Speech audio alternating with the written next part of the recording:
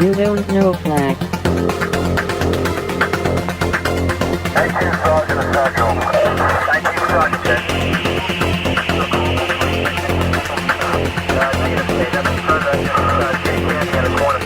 You don't know flag.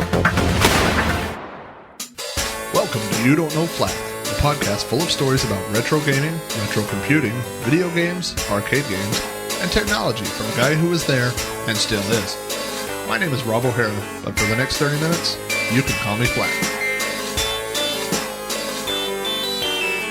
Episode 130.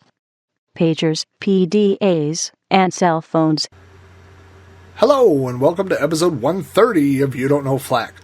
Today is actually Monday, April 8th, 2013, and I am your host, Rob Flack O'Hara. Today on You Don't Know Flack, we will be talking about pagers, PDAs, and cell phones. As many of you know, I am now storing the podcast on my Commodore 64, and it takes about 10 minutes to load, so let's get that started loading right now. As I type some fake keys there. And, the podcast is now loading off of the Commodore 64, and it takes about 10 minutes to load, so this portion of the program is known as loading time, where we have our little chats about news and updates and shout-outs and all that good stuff while the podcast is loading. So what can we talk about this week? Well, let's start with the elephant in the room, which is, where have the last 2 weeks' podcasts been? And that is a great question. When I started this podcast around New Year's, I pledged that I would do a new episode every week. And so this is not an excuse about that. But when I made that schedule, that self-imposed schedule, I was not working on this project that I'm working on at work right now, which is not only killing me, it has had some 60 and 70 hour weeks involved, but now it has also turned into quite a bit of travel, and starting a couple of weeks ago, that included travel where I traveled out on Sunday, which is when I normally record the podcast, and traveled back on Saturday. And so while I did have a lovely time in Seattle last week, I pretty much ate up all my podcast recording time for 2 weekends back-to-back, traveling. And as many of you know, I hate flying. I just talked about that, I think, on the last episode, that I greatly prefer to drive. But because of this trip and because Seattle's a good 2,000 miles away from Oklahoma, I did end up flying, and everything went okay. And so that's pretty much that. I actually did take all my podcast equipment with me on this trip. I took my netbook, my Acer netbook, which there's a podcast episode where I talked about buying that, and I think I bought it in 2009, and I think I stopped using it that same year. The netbook was I don't want to call it a fad, but it never really caught on for me. It's underpowered.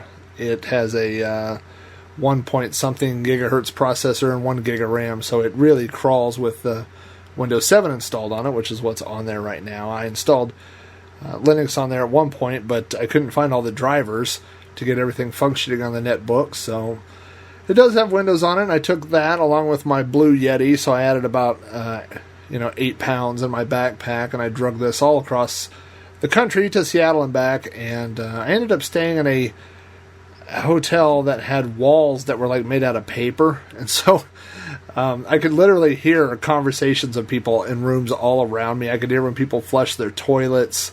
I could even hear the guy snoring next to me when he went to bed. So I really didn't feel like I wanted to sit in there and record a podcast because I knew everybody around me would be listening. I'd be bothering people, so I didn't do that.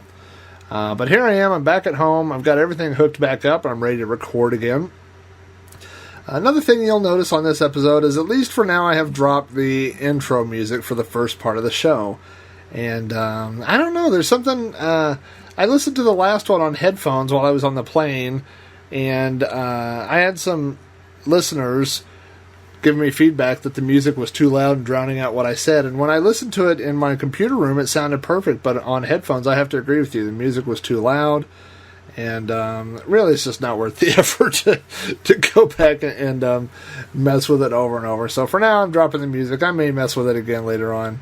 The next thing I need to do is work on the squeaky chair. I don't know if you can hear that, but it's terrible. And now I can't. I have to be perfectly still while I'm recording. So I'll be taking donations for WD-40 for the podcast. That'll be the next fundraiser that I do.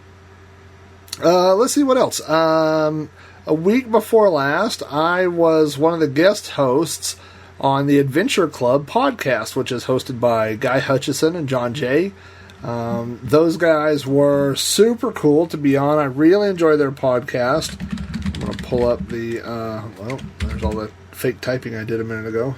The website is just Adventure Club Podcast, and that actually, they have their own little podcast network. Those guys are involved in a lot of different projects. They have the Camel Clutch Cinema podcast, the Adventure Club podcast. They have additional interviews that they've done with people. So if you pull up adventureclubpodcast.com and pull up episode 59, that's the one I was on. I was also on with Josh Mankiewicz. I'm not going to say that right. From Dateline NBC. The Adventure Club podcast, man, they really...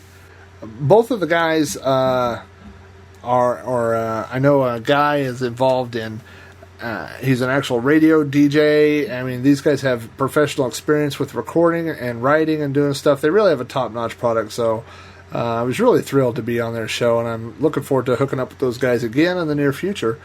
So I am now a podcast guest for hire. I do birthday parties, computer, home, network. I'm a computer tech and birthday parties and now podcast host. So there you go. The multifaceted Rob Flack O'Hara. Available for parties, children's parties. Anyway, let's see what else is going on. Adventure Club Podcast. Check those guys out. A couple of different things that popped up on my radar while I was out of town. One is the newest issue of Commodore Free was released, and that is a online magazine that it's free to read. You can get it in PDF or you can read it online, whatever. And that is at commodorefree.com. If you go to commodorefree.com/issues, I think it's .html. Let's see here. Yeah, commodorefree.com/issues.html. You can see all the latest issues, or the latest issue, and all the back issues. I'm amazed, I just spent a little time going through that, like I said, while I was on the airplane, actually, on the iPad. I had the PDF, and I'm amazed that this online magazine is filled with ads for brand new Commodore games. I mean, people are still releasing Commodore software, brand new cartridge games. There's all kinds of stuff out there. So if you are a Commodore person, sometimes it feels like we're alone in these little retro bubbles, like we're just sitting by ourselves playing with computers, and that there's not other people out there doing stuff, releasing stuff, things like that. So go check out that magazine, and you'll see how much development software is actually still being done. So, Commodore Free. That's a great little free magazine. Also, I believe it was mentioned in Commodore Free, but I saw this pop up over Twitter last week as well, that a fellow named Norbert released an Asteroids emulator for the Commodore. So this is not a port of Asteroids. This is like MAME, an emulator, but a dedicated emulator for Asteroids that runs on the Commodore 64. In fact, I'm going to pull this up because I believe, yes, that he also ported it for the Atari 800 and to the Commodore Plus 4. So, I mean, this is really just unbelievable to me, to think that the Commodore 64, there's a version for the 128. This guy is I'm just amazed that anybody could pull this off, and especially on something that, on such a retro system. It's just unbelievable. And like I said, I just love when people do new stuff with old hardware, I just really enjoy that, so.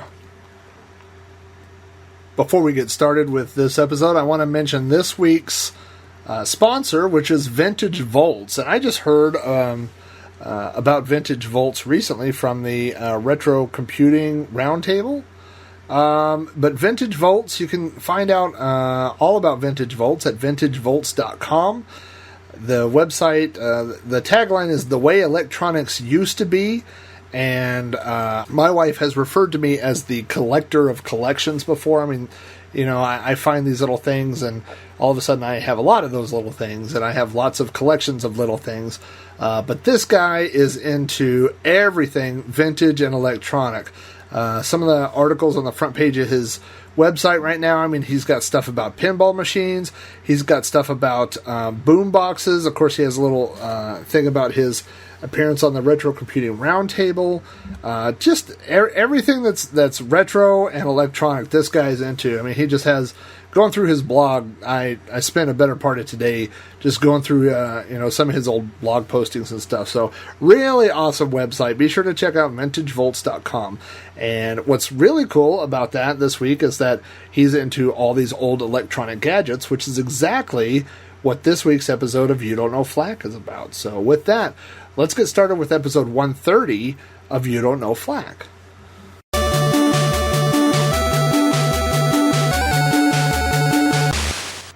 On this week's show, I'll be talking about pagers, PDAs, and cell phones, and specifically my first experiences with those devices. So thinking back, in the early to mid-'80s, really I associated pagers with doctors and nurses, people in the medical industry. I think that's the first people that really adopted pagers, So you used to see people like doctors on TV getting pages. People were always getting paged to report to a room or something like that. So I saw that. And then in the late 80s, early 90s, I graduated in 91, but around 89, I would say, I would say 89, maybe early 90, I discovered gangster rap. Specifically NWA, Eazy-E. We had the whole slew of movies during that time. We had Boys in the Hood, New Jack City. I was into Ice-T, Original Gangster. And, that culture introduced pagers, I think, to the mainstream, and obviously they were associated with drug dealers. So you would page your drug dealer, to call you or something like that. But drug dealers, had pagers, and so then, I guess as part of that, the gangster rap, that whole culture, you would have pagers, and then because of that, I wanted a pager. And yes, I was one of those ridiculous kids driving around with giant speakers in my car with my Raiders hoodie on and my Black Sox baseball cap and sunglasses at night and all those ridiculous things, yes. But I don't think I knew anybody at that time that had a pager. The first people I personally knew that had pagers were actually managers and assistant managers in the fast food industry. A lot of the fast food places I worked at, the assistant managers and managers had pagers so that if there was a problem with the store or something, of course this, again, this predates, normal, regular folk having cell phones. So if you wanted to get a hold of somebody, you could page them and put in the phone number, and then they would call you back. And of course there was always that weird thing when you got a page and it was a phone number you didn't know. Lots of times you would page people from, a payphone. And so there was always that moment where you would call the payphone back. This is back when payphones accepted incoming calls, right? And, you'd call somebody and, you never were quite sure who you were calling. So that was always a little weird. So in 1994, as I talked about on a previous episode, I started working at Best Buy.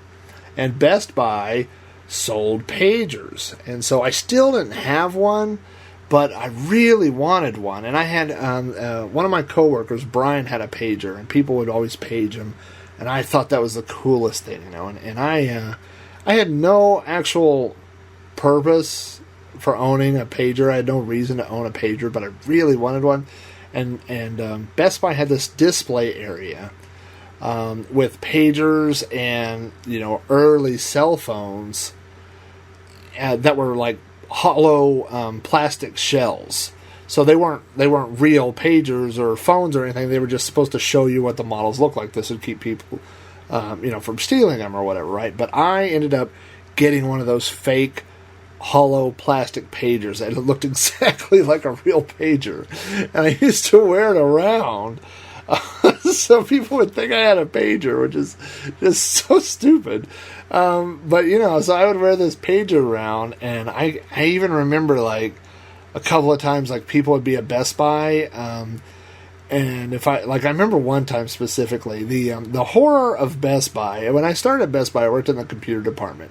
And the absolute aisle that you did not want to get caught on was the printer aisle, because, people would come up and ask you 8 million questions. That was like right during the birth of color bubble jet printers. So we had 8 million color bubble jet printers.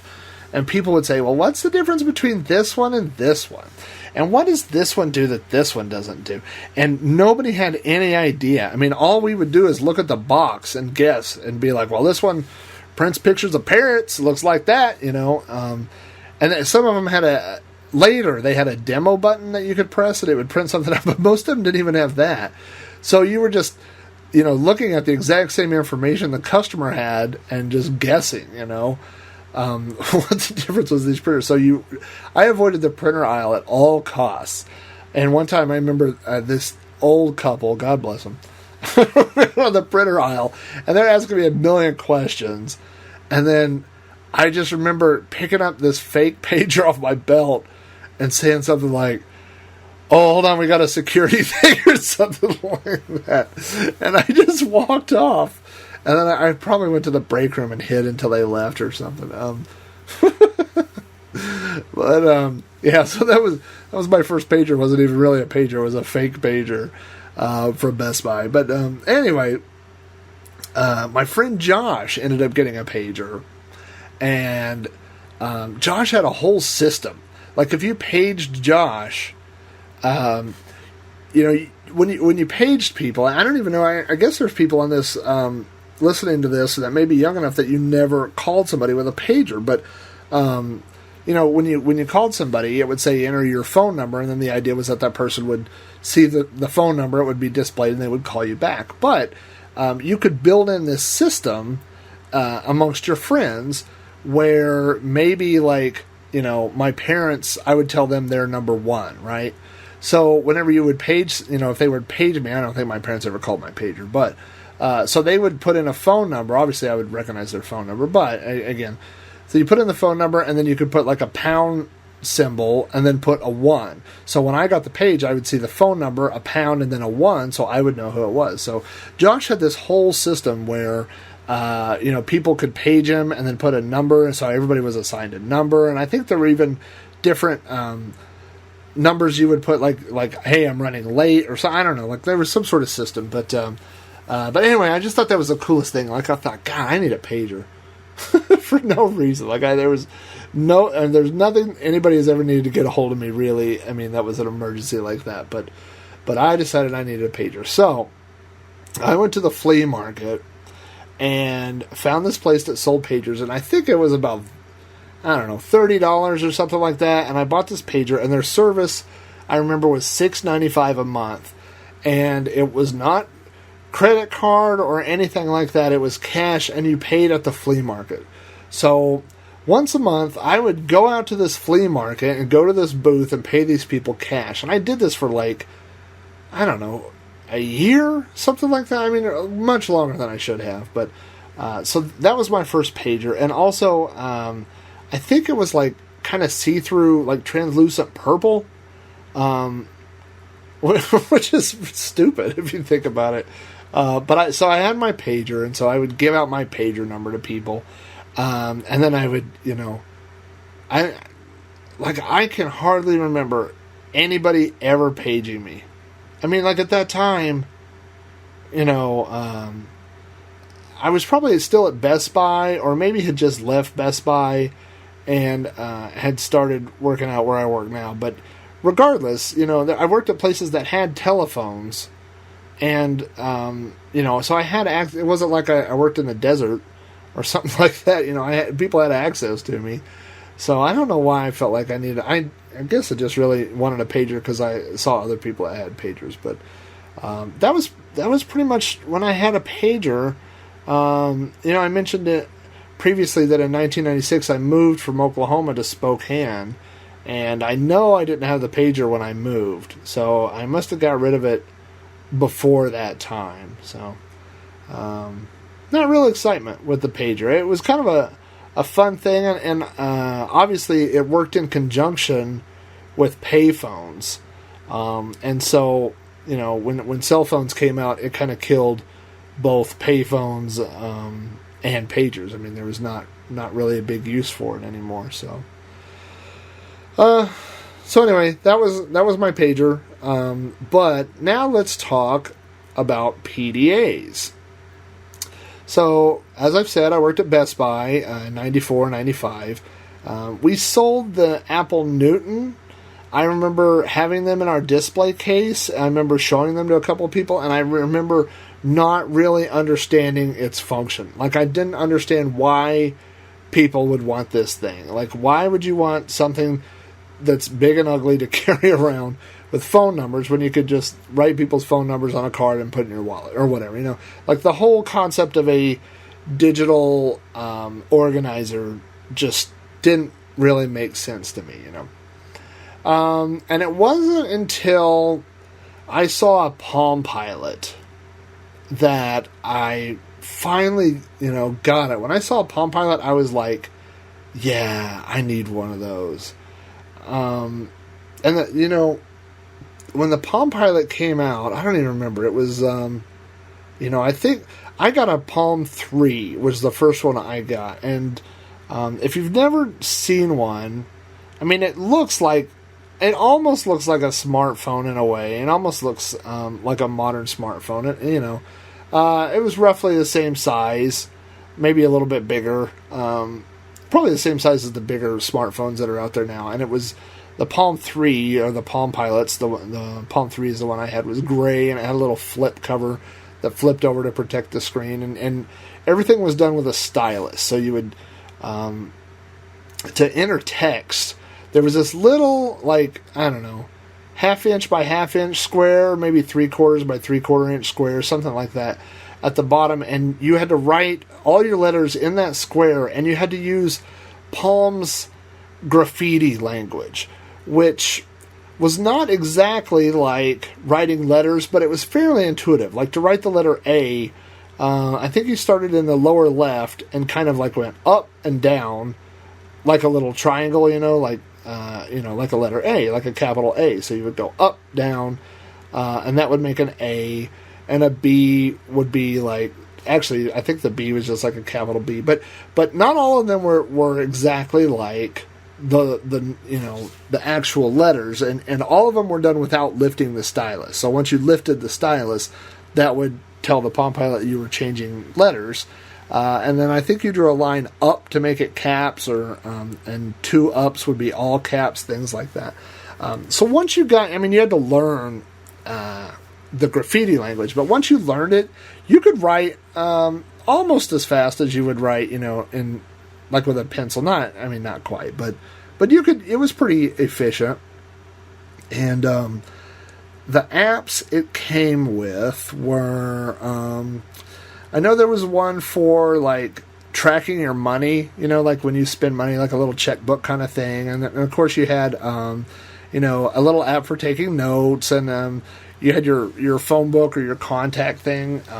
For years, the phone book and the contacts that I had on my cell phone were the ones that I probably have ones in my iPhone that I originally put in on my Palm Pilot, just because I have converted that contact list, from device to device to device, and so I've had some of those with me forever.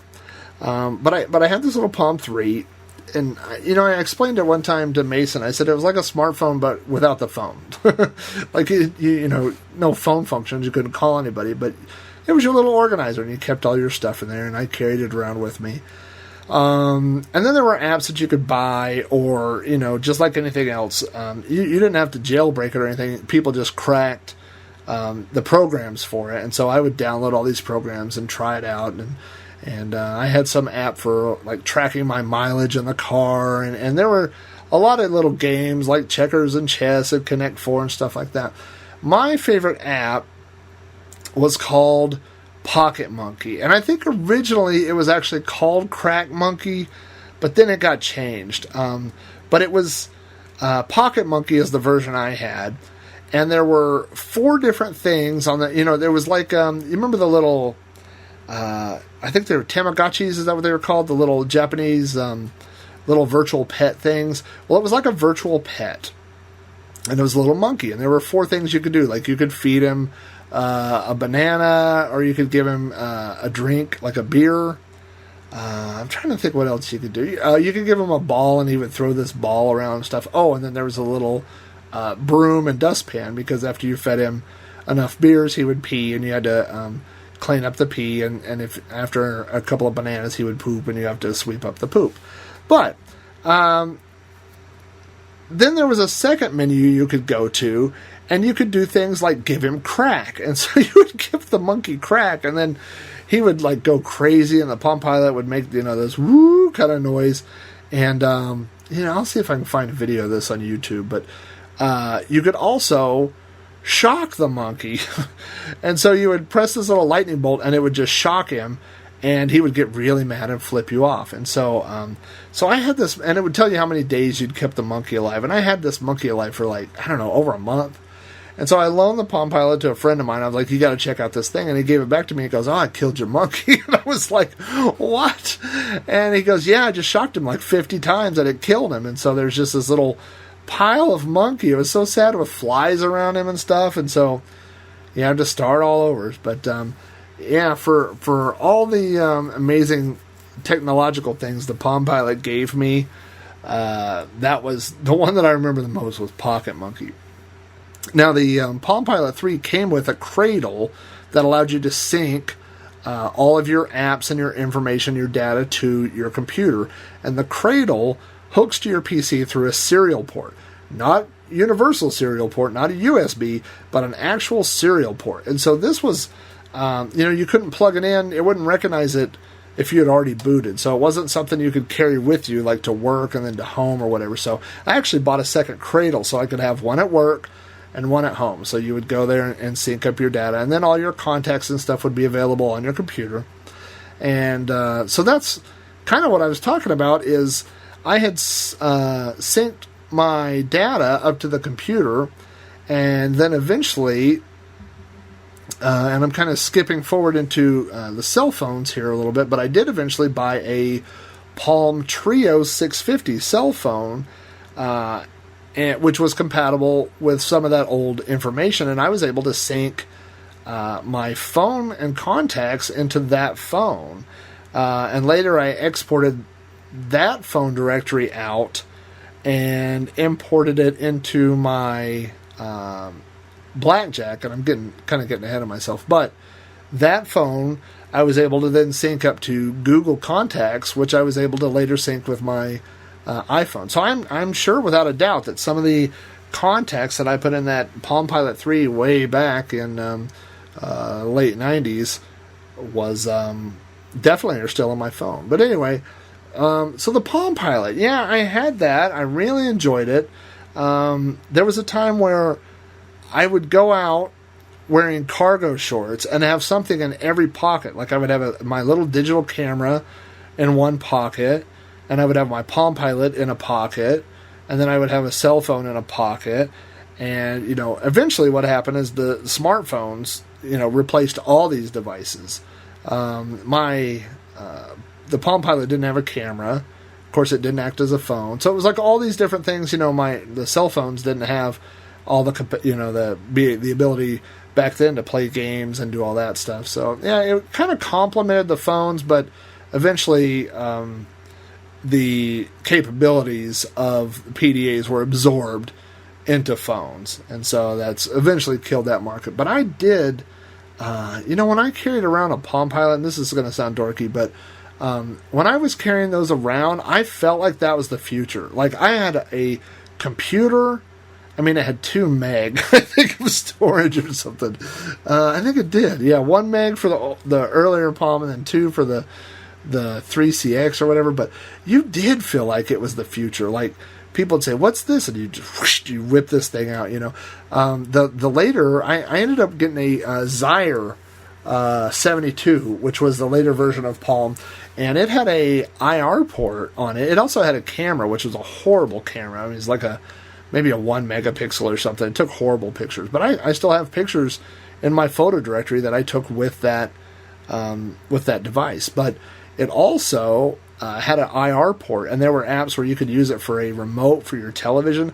There was a app, or I don't even know if it had an app, maybe you just had to configure it, where you could go up to, the HP LaserJet printers that had IR ports on the front, and you could walk up to one of those with your Palm Pilot or with Desire and print through the IR port to the printer, so you could write up a document, walk to a printer, and print it up. So it doesn't seem secure, really, in today's day and age. But yeah, you could do that. So, like I said, this is the saddest part of the Palm Pilot. And it's like a lot of technology. There's technology that we hang on to. Look to my left here. I have 3 retro computers set up side by side. I've got my Amiga, my Commodore, and an Apple II. And these are still things that I enjoy playing with. I play games on. I get new hardware for. I piddle around with them. I do all these cool things, or things that I think are cool.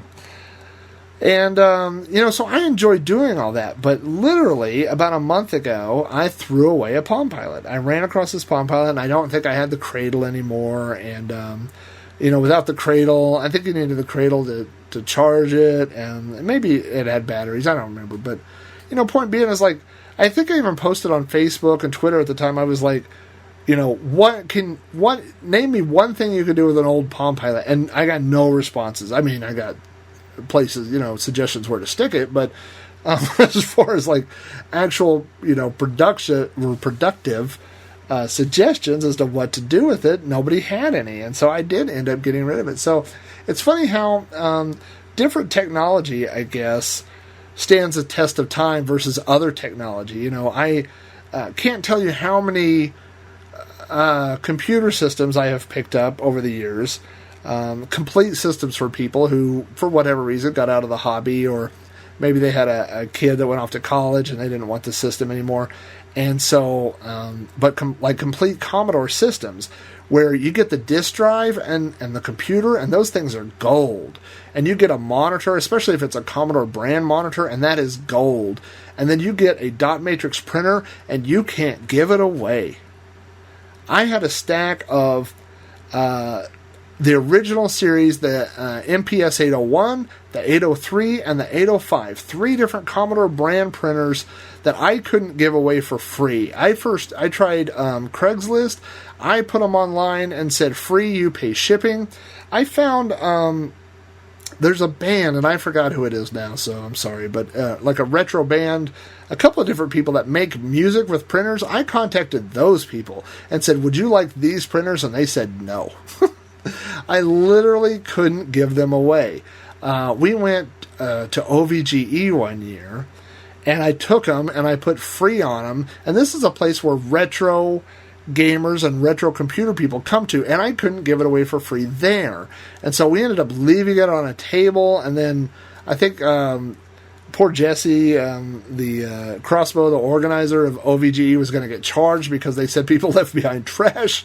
And so we had to go back and get the printer. We put it in a dumpster later or something. But, literally.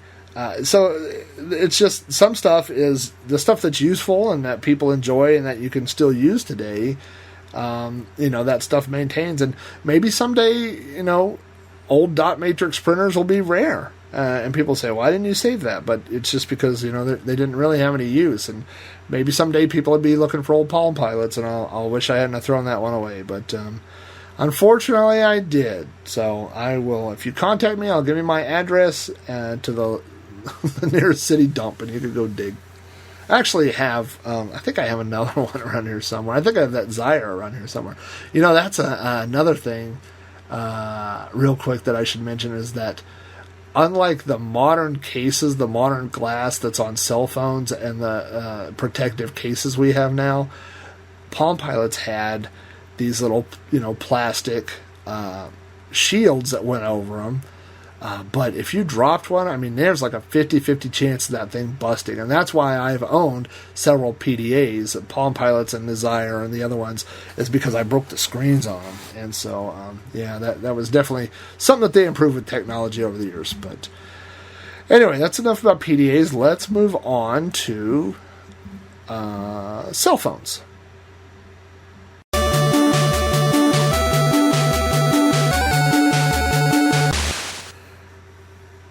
So now let's talk about cell phones. And before I tell you about the cell phones I owned, I have to tell you a story. And that story begins on December 3rd, 1998.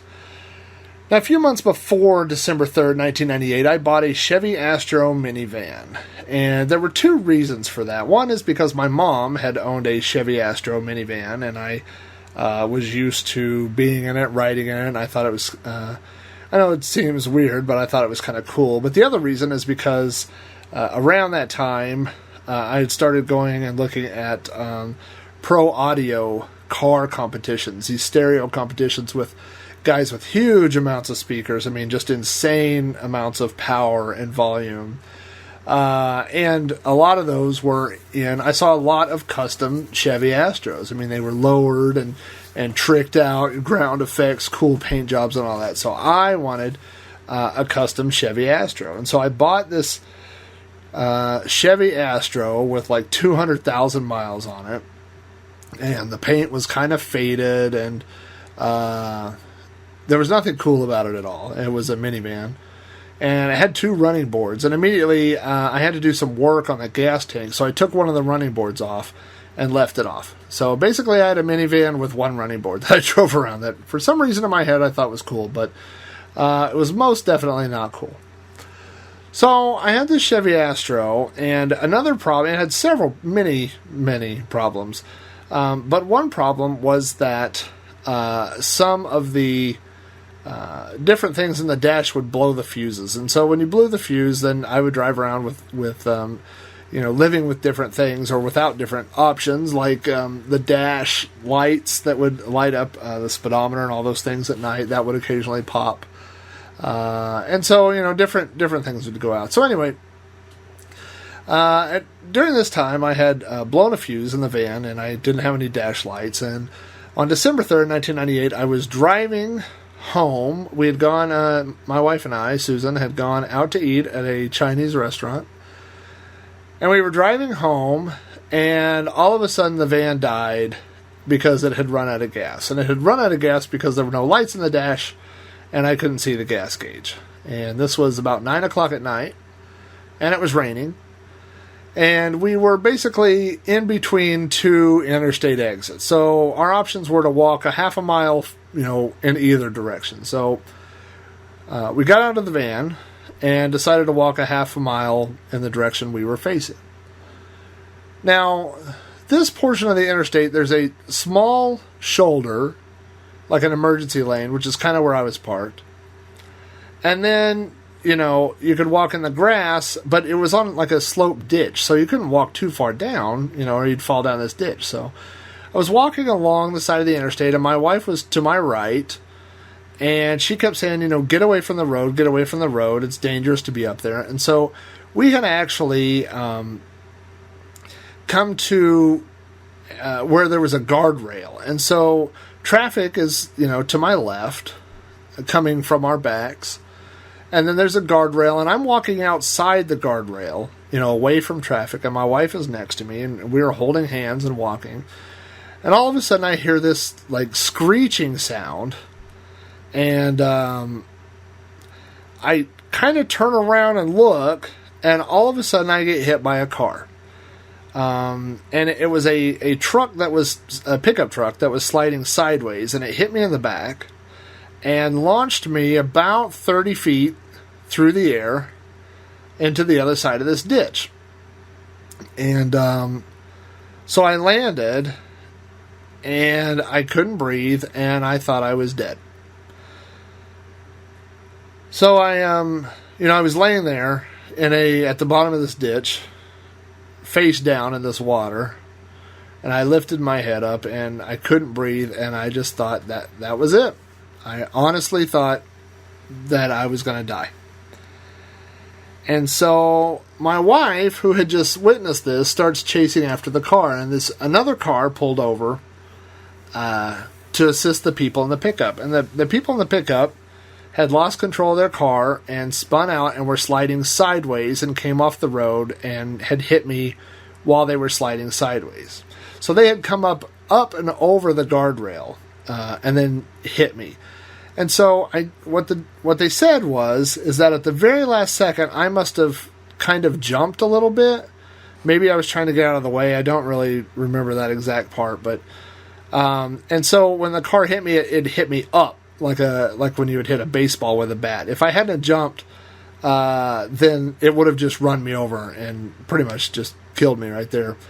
Also, if I hadn't been on the other side of the guardrail, then obviously it would have killed me. It would have run me over. And if I'd have been actually about 2 or 3 inches closer to traffic, it would have just hit me in the middle of the back and broke my back. So lots of bad things could have happened. But basically, once I caught my breath, these people were trying to call 911 because they'd wrecked their car. They had no idea that they had actually hit me. And so my wife ran up there and grabbed the phone out of their hand and started screaming, "Oh my God, you just killed my husband," and called 911. And so there's a whole long story that goes with this. I went to the hospital, and to make a long story short, I got 4 stitches, and that was on my arm, which is where the car that originally hit me. And it just, it didn't tear anything. It just hit me so hard that part of my, just like right around my elbow, busted open. And then I had a bruise about the size of a medium pizza in the middle of my back. And it turned every color a bruise could ever turn. It was green, purple, yellow, red, you name it. The bruise was that color. I had it for a good solid month. I had a lot of pain in my legs and in my back, and eventually the swelling went down and it all just kind of went away. So I have some lower back issues from time to time, but really if that's, the worst I got after being hit by a car, I tell people, the truck got totaled and I walked away. So I came out pretty good out of that deal. The reason I'm telling you that story is because up until that time, we had, my wife and I had both said there's no reason for us to ever own a cell phone. And the next day, well, not the next day because, there was about a week where I didn't really walk much, but I'm sure before Christmas that year is when I bought my first cell phone. And I bought a StarTAC flip phone. I don't know, I'm sure you've seen these little things. They almost look like a Star Trek communicator. They were little plastic phones, and the part you talked into flipped out, and then there was a little plastic antenna that I just can't imagine the antenna really did anything, but it flipped up and down.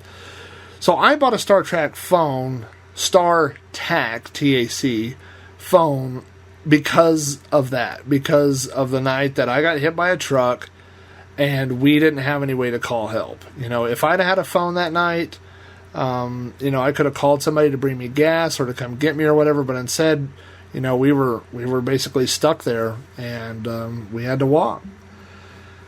So I had a StarTAC phone, and I had that for a little while, and I specifically remember one day pulling clothes out of the dryer and then pulling that phone out with it. And that was the problem with, early phones, is people, and I guess me, but a lot of people weren't used to carrying them around, so they did tend to end up in the wash. So that's what happened to my StarTAC. And then when I got rid of that, I bought a Nokia 5160. And you may not know the name Nokia 5160, but I'm sure if you were around during that time, you know which one it was. It was the Nokia with the interchangeable faceplates. So Nokia had a cell phone, and you could change out the faceplates.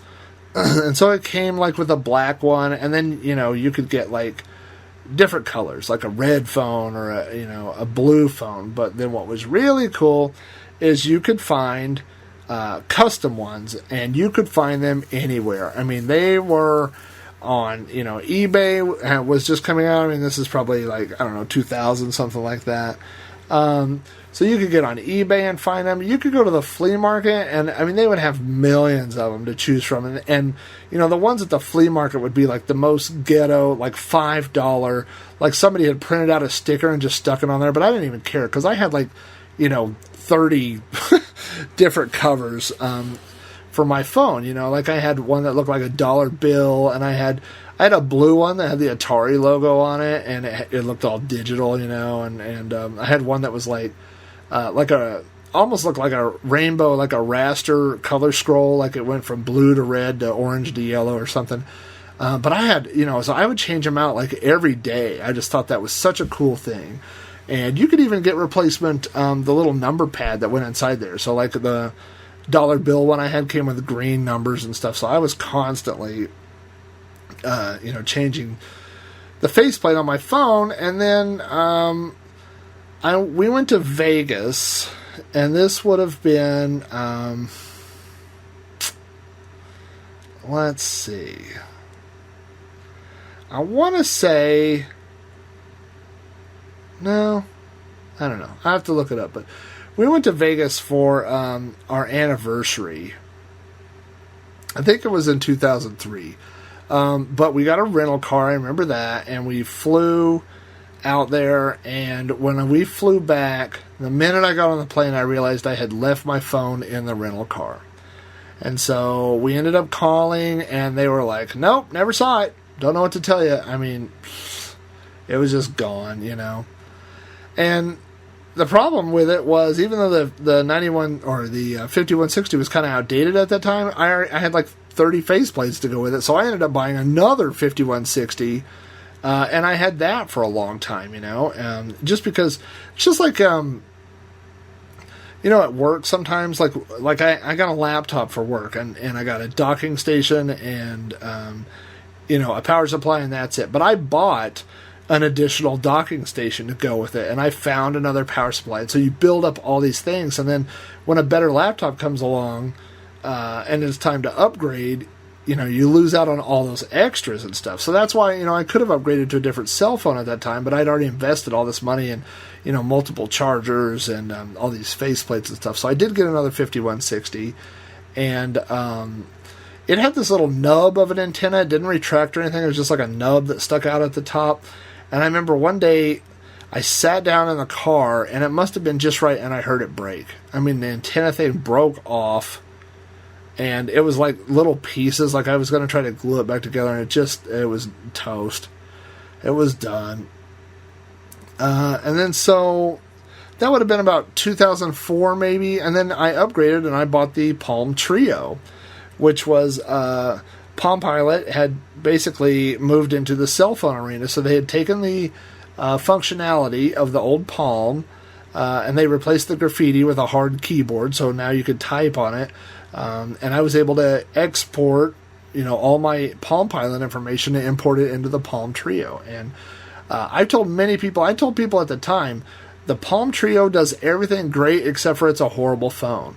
I mean, right off the bat, I remember when I got it, I turned the volume all the way up, and I couldn't hear anybody talking to me. And there was actually like a firmware hack that you could install that would let you turn the volume up to like 150% or something, and that was the only way I could even hear people talking to me. So, I mean, when you have to hack your phone to be able to use it as a phone, there's some problems going on there. But I did have the Treo for a long time, and I don't really remember why I got rid of that, but eventually, so I got on this. I've been on this for a long time, so bear with me here. But I really grew over the years to dislike Macintoshes and Apple. And not old school Apples like Apple IIs and 2GSs or whatever, but with Macs in the 90s became this real elitist attitude, you know, where it was like, well, we don't want to be crappy PC people. Well, I liked being a crappy PC person. And so, you know, I mean, you could do a whole show probably about, you know, Apple versus Mac, Mac versus PC and all that stuff, you know. I mean, it's still there today, you know. I mean, recently, the commercials, I'm a Mac, I'm a PC, you know, there's those stereotypes. And the stereotypes come from both sides, too. The PC people have stereotypes about Mac users and vice versa. So, basically, when I got rid of my Palm Treo, I was like, I will get anything but an iPhone. Like, I would talk into a shoe, a coffee can with string before I will own an iPhone. I mean, I was that dead set against owning an Apple product because it was like you had to get into the whole Apple sphere, you know what I mean? Like, you had to get into iTunes, you had to get into all these things. I didn't want to be a part of all that stuff. So I bought a Samsung Blackjack. And it was a smartphone without being an iPhone. It had apps. It had, you know, all these different things. It had games on it. It had, you know, productivity stuff. And so that it worked, and it was an alternative to owning an iPhone. But eventually, you know, when you have the phone that's not what everybody's developing for, then you don't get to do the new stuff.